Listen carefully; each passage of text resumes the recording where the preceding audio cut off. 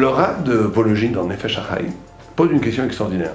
Vous savez qu'on dit que le monde à chaque instant ne tient que par la volonté de Dieu. C'est un Zohar, c'est écrit partout. C'est-à-dire que chaque instant, le monde n'est que l'expression de la volonté divine. Il ne pourrait pas tenir une seconde sans que Dieu ne le recrée à chaque instant. Le Rav de Chaim de Vologine pose une question de bon sens. Il dit, mais pourquoi, comment ça se fait que moi, un homme, je peux prendre du bois, faire une chaise, m'enlever, la chaise existe toujours. C'est-à-dire que ma création, Kebirol, elle est quelque part plus solide que celle de Dieu. Kebirol, Dieu préserve. C'est bizarre. Et il répond une chose extraordinaire, il fallait y penser. Il dit non, c'est une mauvaise perception de qu'est-ce que c'est à notre niveau la divinité. Nous vivons dans un environnement qui ne dépend pas de nous. Donc on peut s'appuyer sur quelque chose qui n'est pas nous. Donc on imprime une volonté sur du bois, on fait une commode, elle existe, parce que son existence n'est pas le fruit de ma volonté. Or Hachem, lui, en od milvado. Il n'y a rien d'autre que Dieu. Donc il ne peut pas, Kebirol, s'appuyer sur autre chose que sa volonté, puisque rien n'existe à part lui. Et donc toutes choses ne peuvent exister en essence que parce que lui veut que ça existe. L'arbre, nous on voit un arbre, on le coupe, on prend du bois, on fait une chaîne, on fait une table. Parce qu'on part d'un point de départ où il y a quelque chose qui n'est pas nous, qui est l'arbre. Et donc on peut imprimer notre volonté sur l'arbre et après ça continue tout seul. Mais Dieu, tout ce qui est dans l'univers ne dépend que parce qu'il le crée à l'instant. Et donc ça n'existe pas quelque chose qui existe sans lui. Alors vous allez me dire, très bien, j'ai compris. Mais en quoi ça change ma vie?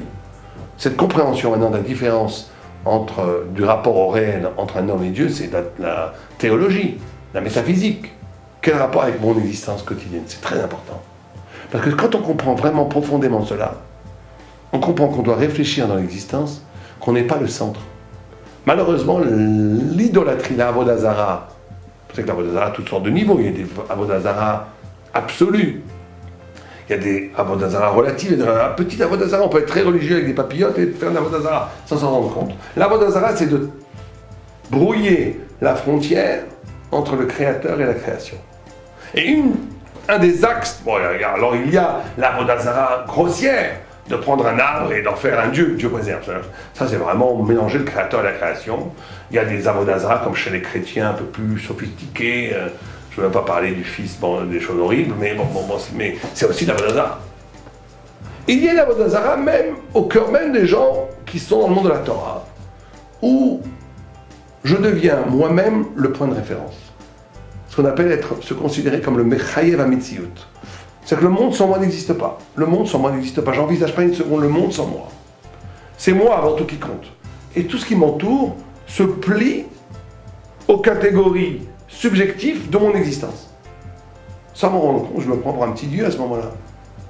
Quand je comprends que je m'appuie tout le temps sur l'altérité, sur ce qui m'entoure, que ma volonté n'est qu'une des facettes de la façon dont mon existence, ma vie, s'organise autour de moi, que tout vient de Dieu, que tout est altérité, que je dépends exclusivement de la volonté d'un autre, et que toutes mes actions se doivent de s'inscrire dans quelque chose qui n'existe que par rapport à la volonté de Dieu, alors je vis une existence dénucléarisée, où je ne suis plus le centre, où le centre c'est Dieu, où le centre c'est les autres, et je suis dans un rapport d'altérité qui ouvre toute la voie de l'éthique du Moussar, et de la grandeur de la sainteté et de la sanctification.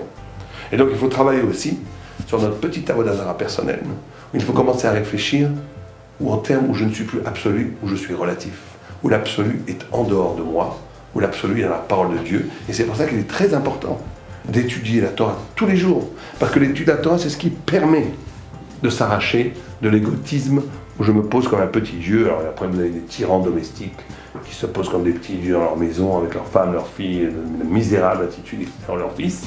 Mais même si quelqu'un est très gentil, si intellectuellement toute sa référence doit passer par lui, c'est de l'idolâtrie soft. Et il faut être capable, par l'étude de la Torah, de la pratique du Moussar, d'ouvrir un axe de réflexion où l'essentiel c'est les valeurs thoraïques, c'est plus moi. Et je suis relatif par rapport à l'absolu qui est toujours au-dessus de moi. C'est la façon transcendante, spirituelle d'exister. Allez, nous.